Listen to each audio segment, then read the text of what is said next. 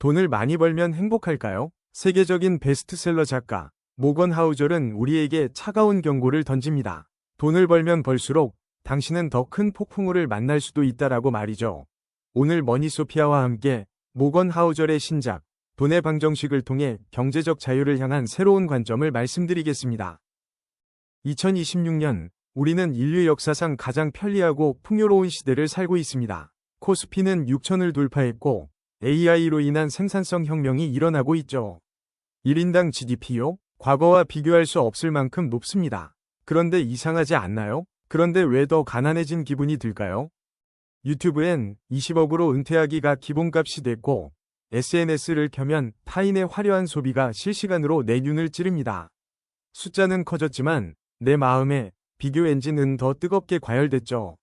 우리는 지금 부자가 되려는 게 아니라 남보다 부자가 되려는 경주를 하고 있는지도 모릅니다.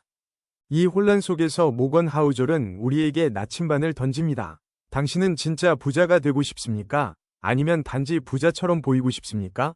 전작 돈의 심리학이 어떻게 돈을 모을지 가르쳤다면 이번 돈의 방정식은 더 본질적인 그 돈을 어떻게 써서 당신의 시간을 살 것인가를 묻고 있습니다. 오늘 저는 여러분께 모건 하우절이 이야기하는 부자가 되는 가장 빠르고 확실한 공식을 공개하려 합니다. 아주 단순합니다. 부는 자산 빼기 욕망입니다. 이 방정식 하나가 당신의 인생을 바꿀 수도 혹은 평생 숫자의 노예로 만들 수도 있습니다. 대부분의 사람들은 자산이라는 분자를 늘리는 데만 집착합니다. 연봉을 올리고 수익률을 쫓고 부업을 하죠. 하지만 진짜 문제는 욕망이라는 분모입니다. 욕망은 자산이 늘어나는 속도보다 항상 빠르게 자가 증식하거든요. 노벨 경제학상 수상자 다니엘 카네만은 이를 쾌락 적응이라 불렀습니다. 월급이 300에서 500이 되면 행복할 것 같지만 곧 그 생활에 적응하고 700만 원짜리 삶을 갈구하게 되죠. 자산이 늘어나는 속도보다 욕망이 빨라지면 당신은 100억을 가져도 영원히 가난한 사람입니다. 시장 수익률보다 중요한 건 내 욕망의 속도를 늦추는 브레이크를 가졌느냐는 것입니다. 하우절은 우리의 소비를 고고하게 비유합니다. 오늘 당신이 결제한 그 명품 가방 혹은 무의미한 술자리 비용은 사실 과거의 흔적 위에 쌓인 결핍의 기록일 확률이 높습니다. 어린 시절 가난했다면 과시소비에 집착하게 되고 사회적 무시를 경험했다면 브랜드라는 갑옷을 입으려 합니다. 돈은 숫자가 아니라 감정의 언어입니다. 자산이 많아진다고 내면의 결핍이 자동으로 치료되지는 않습니다. 오히려 돈이 많아지면 그 결핍이 괴물처럼 커지기도 하죠. 돈을 잘 쓰는 능력은 금융 지식이 아니라 자기 객관화에서 시작됩니다. 내가 왜 이 물건을 사려 하는지 스스로에게 물으십시오. 나를 증명하기 위해 돈을 쓰고 있다면 당신은 아직 돈의 주인이라고 할 수 없습니다. 이 대목은 뼈아픈 진실을 담고 있습니다. 바로 자동차 안의 남자 역설입니다. 우리는 멋진 차를 타면 사람들이 나를 존경할 것이라 믿지만 사람들은 차에 감탄할 뿐 운전자가 누구인지는 기억조차 하지 않습니다. 그들은 그저 나도 저런 차를 타면 좋겠다며 자신의 욕망을 투사할 뿐이죠. 행동경제학에서는 이를 신호이론으로 설명합니다. 타인의 존경을 사기 위해 돈을 쓰는 것은 세상에서 가성비가 가장 낮은 투자입니다. 존경은 자산에서 나오지 않습니다. 당신의 일관성, 신뢰, 그리고 타인과 함께 보낸 시간에서 나옵니다. 타인의 시선을 사기 위해 내 시간을 팔지 마십시오. 오늘 우리는 하우절이 정의한 진정한 경제적 자유, 시간 주권에 대해 이야기합니다.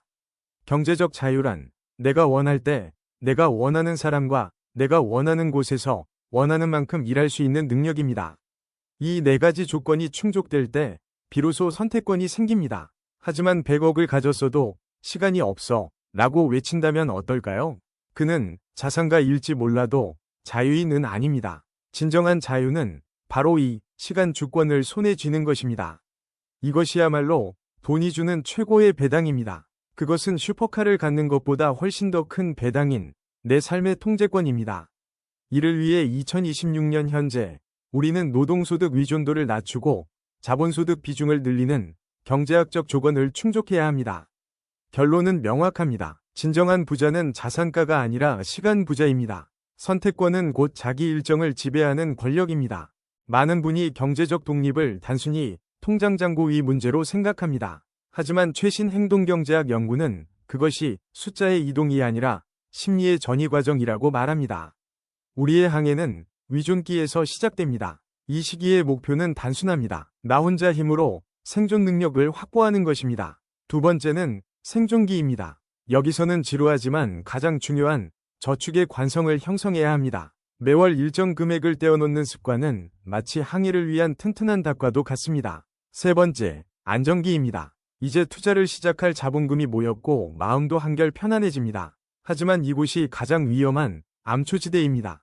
하우절은 말합니다. 안정기에 도달하면 타인의 시선이라는 거대한 유혹이 과시소비라는 파도로 우리를 덮친다라고요. 네 번째, 해방기입니다. 드디어 자본소득이 생활비를 초과하는 순간입니다. 돈을 벌기 위해 일하는 것이 아니라 이를 위해 돈을 쓰는 단계죠. 비로소 자유의 향기가 나기 시작합니다.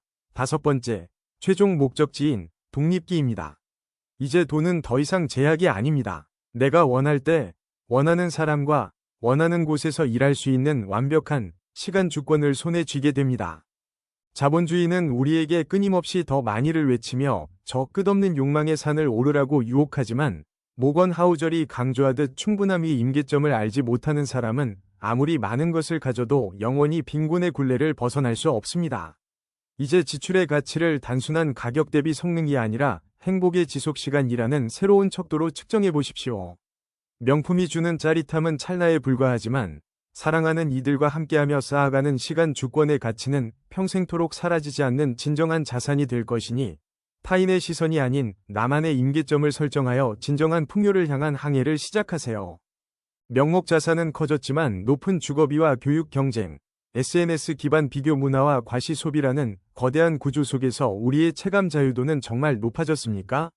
이 복잡한 파도 속에서 충분함을 선언하는 것은 비록 작은 저항처럼 보이지만 결국 가장 오래가는 승리의 전략이며 돈은 단순히 도구가 아니라 시간을 압축하거나 확장하는 장치임을 이해하는 것이 중요합니다. 무엇을 압축하고 확장할지 선택하는 순간 당신은 진정 자유로워질 것이며 경제적 자유란 계좌의 숫자가 아니라 내 삶의 운전대를 내가 쥐고 있다는 확신입니다. 이제 당신의 소비와 투자, 삶의 방향을 결정할 단 하나의 질문. 당신은 자산을 키우는 단계에 있습니까? 아니면 시간을 사는 단계에 있습니까? 그 답을 찾는 위대한 항해를 머니소피아가 함께하겠습니다. 구독, 좋아요, 알람 설정까지 부탁드려요. 여러분의 투자의 나침반 머니소피아입니다.